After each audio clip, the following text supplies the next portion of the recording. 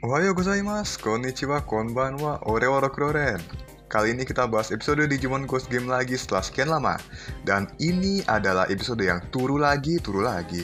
Tapi alhamdulillah, ini akan jadi yang terakhir karena Ghost Game akan memasuki arc selanjutnya. Jadi simak sampai akhir dan jangan lupa subscribe channel ini untuk pembahasan soal Digimon dan juga bidang tokusatsu dan anime yang akan datang. Digital Gate, open! Episode ini diawali dengan si Digimon yang akan menjadi musuh di episode kali ini. Jika dilihat lebih dekat, dia adalah Salamandamon. Digimon amfibi berlevel armor beratribut virus yang terlihat seperti meneteskan racun ke tubuh seorang anak. Dan perlahan dia berubah menjadi biawak. Ya, saya nyebutnya biawak karena mirip aja sih. Aduh ya ampun, ini serem banget pak. Kalau ngebayangin orang kayak gini ya. Terus paginya, kita disuguhkan dengan momen di mana Hiro dan Gamamon sedang bersih-bersih di rumahnya. Kalian lihat betapa wholesome-nya adegan ini. Gamamon terlihat sangat imut dan menggemaskan bahkan di arc yang membosankan ini. Emang bener sih kalau nggak ada Gamamon, mau dibawa kemana 30 episode ini? Kemudian malam harinya, Hiro merasakan ada sesuatu yang aneh. Dan di sanalah dia melihat ada biawak jelmaan yang tadi yang mengacak-ngacak kamar ibunya Hiro, meninggalkan bekas kaca yang meleleh. Lalu Hiro menyadari bahwa si biawak itu adalah teman SD-nya dulu yang bernama Nanami. Keesokan harinya, Hiro berjalan ke rumah Nanami sambil menelpon ibunya dan memastikan cincin berlian yang dibawa Nanami adalah cincin kawin ibunya. Lalu sesampainya di sana, Hiro berniat untuk menjenguk dan memastikan Nanami itu aman. Tapi ternyata, dia benar-benar menjadi biawak dan melukai ayahnya. Udah seminggu dia seperti itu dan dia sama sekali nggak mau dibawa ke rumah sakit, malah mengamuk. Ya, gimana coba? Jelmaan biawak apa toke sih, ya udahlah, sama-sama reptil juga. Ya udah kita nyebutnya toke aja sekarang ya. Katanya sih korbannya udah banyak.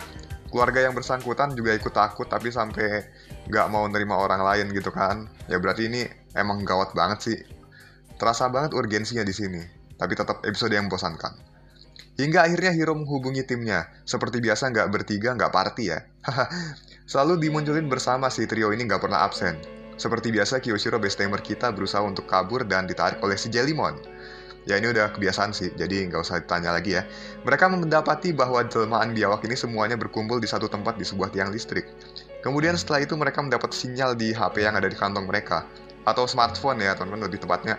Dan berpencar ke berbagai tempat sehingga Hiro dan kawan-kawan juga berpencar mengejar mereka.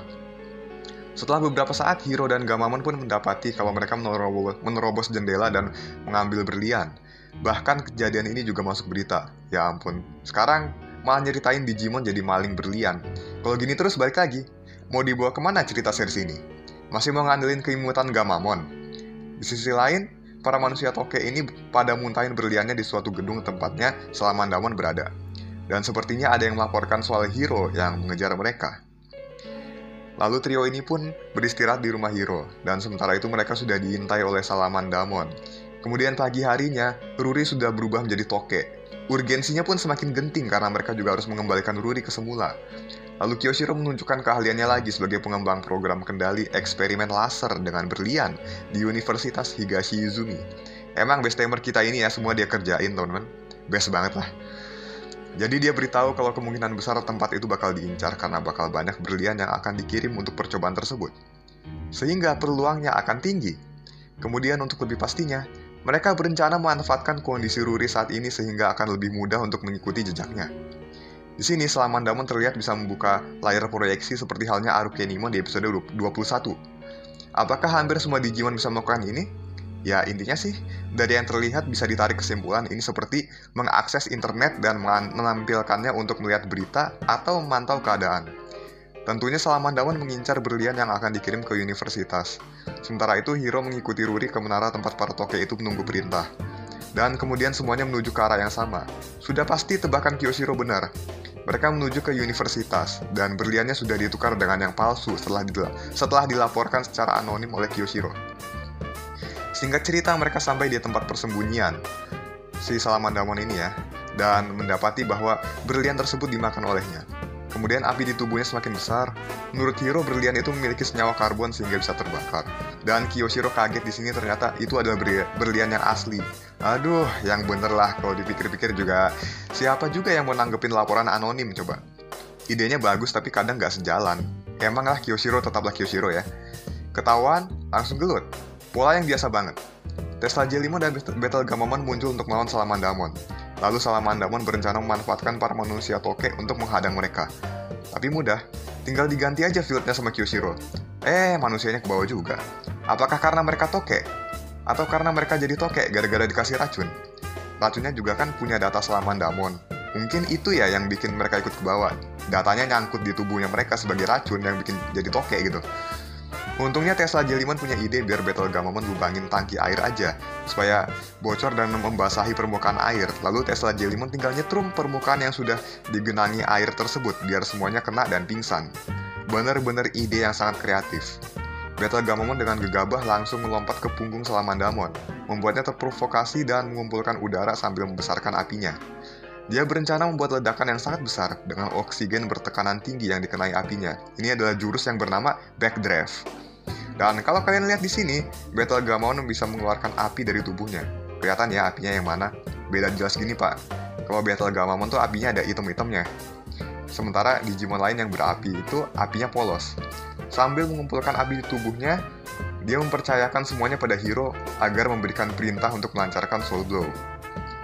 Gunanya adalah untuk menjatuhkan Salamandamon sekaligus memadamkan api dan ledakan yang dihasilkan oleh Salamandamon. Dengan ledakan dari Soul Blow, sampai si Salamandamon ini jadi kering ya. Pola yang sama lagi. Salamandamon tobat dan memulihkan semua manusia toke. Dia cuma minta biar bisa makan berlian lagi. Oke, di sini kesalahpahaman telah terselesaikan seperti biasa. Jadi intinya si Hiro ini cukup memberikan solusi supaya si Digimon ini tidak berbuat ulah lagi. Jadi Hiro memberikan solusi dengan memberikan pensil yang sudah pendek. Isi pensil terbuat dari grafit. Komposisinya hampir sama dengan berlian, walaupun struktur kristalnya berbeda. Jadi si Salamandamon ini cuma pengen makan berlian karena senyawa berlian itu bisa terbakar, mudah terbakar karena itu karbon, kandungan senyawa karbon gitu. Oke, jadi seperti itu aja. Dari mana mereka mendapatkan pensil di zaman yang sudah serba canggih ini? Teknologi sudah semakin maju, bahkan sampai sinyal HP pun udah sampai 7G. Ya udah. Jawabannya paling klub seni, teman-teman. Oke, cerita selesai, saatnya review. Episode yang biasa banget. Polanya juga sama-sama aja. Tapi ini mungkin bakal jadi yang terakhir dari arc pertama ya. Lama banget, mulai dari episode 35 dan seterusnya seharusnya bakal mulai serius sih. Ya, tapi saya jujur aja nih ya, teman-teman. Agak kangen sama episode-episode yang kayak gini, soalnya episode seperti ini pun juga ada positifnya teman-teman, yaitu memberikan sedikit pengetahuan terutama soal budaya Jepang itu seperti apa. Terus kita yang tadinya nggak tahu pun jadi tahu. Nah, ini pro sama kontranya udah saya sebutin ya untuk arc yang pertama ini. Jadi bisa dibilang imbang lah ya teman-teman. Saya nggak cuman mandang kontranya doang. Bahkan awal-awal Ghost Game ini tayang saya puji-puji itu bagus-bagus aja episodenya teman-teman. Kalian bisa lihat di video-video saya yang lama. Oke teman-teman, terima kasih sudah menonton. Sampai jumpa di video berikutnya. See you.